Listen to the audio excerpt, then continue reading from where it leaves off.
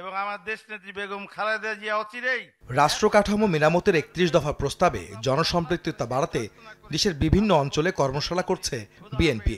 যুক্তরাজ্য থেকে প্রতিদিনই ভার্চুয়ালি যুক্ত হয়ে সাধারণ মানুষের কাছে দল ও নিজের অবস্থান তুলে ধরছেন বিএনপির ভারপ্রাপ্ত চেয়ারম্যান তারেক রহমান। বৃহস্পতিবার বিকেলে খুলনা বিভাগের ৪ জেলা কুষ্টিয়া, মাগুরা, চুয়াডাঙ্গা ও মেহেরপুর জেলার কর্মশালায় অংশ নিয়ে তারেক রহমান বলেন, রাষ্ট্র কাঠামো মেরামত করে জনগণের মৌলিক অধিকার ফিরিয়ে দিতে প্রতিশ্রুতিবদ্ধ বিএনপি। এই ব্যাপারে কেউ বাধা হয়ে দাঁড়ালে প্রতিরোধ গড়ে তুলতে দলীয় নেতাকর্মীদের নির্দেশ দেন তিনি।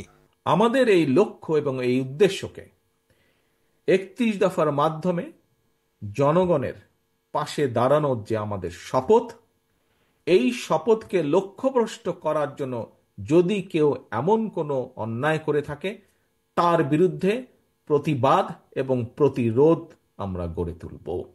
একই দিন সকালে রাজধানীতে আলাদা আয়োজনে বিএনপির সিনিয়র ২ নেতা বলেন, গণহত্যার দায়ে বিচার হতে হবে আওয়ামী লীগের।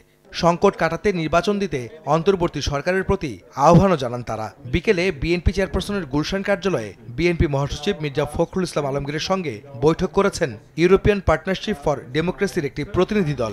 এ সময় বিএনপির স্থায়ী কমিটির সদস্য আমির খসরু মাহমুদ চৌধুরী ও সাংগঠনিক সম্পাদক শামা ওবায়েদ উপস্থিত ছিলেন। আহমেদ সালেহীন, সময় সংবাদ, ঢাকা।